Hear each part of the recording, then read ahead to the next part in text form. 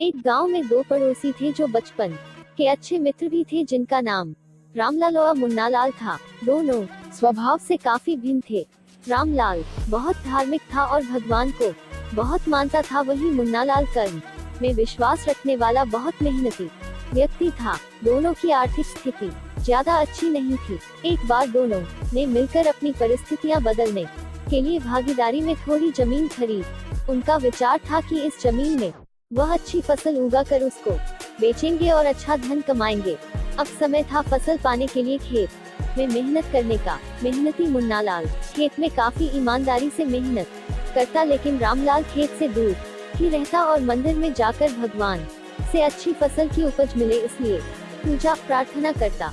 समय बीतता गया और कुछ समय बाद खेत की फसल पककर अच्छे से तैयार हो गई। इस फसल को दोनों ने व्यापारी को बेच दी, जिसके बदले उन्हें व्यापारी से काफी पैसे मिले। अब बारी थी पैसों के बंटवारे की, तो घर आकर मुन्नालाल ने रामलाल से विनती की कि इस धन का ज्यादा हिस्सा उसे दिया जाए, क्योंकि उसी ने खेत में ज्यादा मेहनत की है। इस बात से असहमति दर्शाते हुए रामलाल बोला, नहीं, धन का तुमसे ज्यादा हिस्सा मुझे मिलना चाहिए, क्योंकि मैंने भगवान से इसकी प्रार्थना की, तभी हमको इतनी अच्छी फसल हुई। मेरी भक्ति और भगवान के बिना ये संभव नहीं होता। दोनों ही अपनी अपनी बात पर अड़े हुए थे।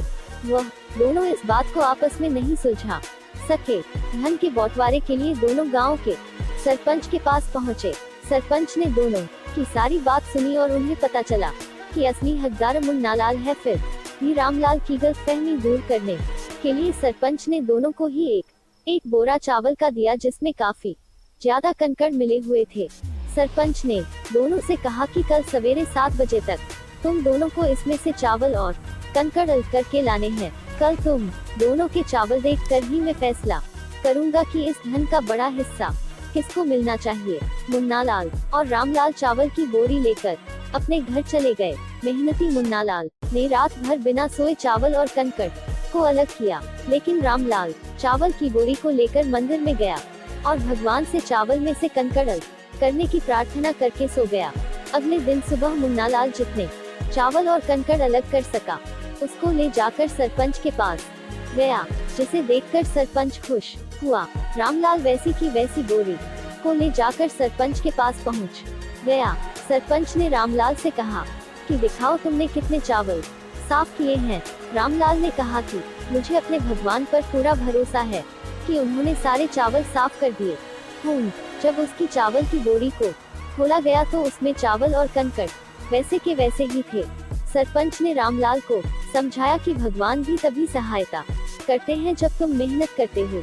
सरपंच ने धन का ज्यादा हिस्सा मुन्नालाल को दिया। इस घटना के बाद रामलाल को अपनी गलती का एहसास हुआ, तो वो भी मुन्नालाल की तरह खेत में मेहनत करने लगा और अब की बार उनकी फसल पहले से भी अच्छी हुई।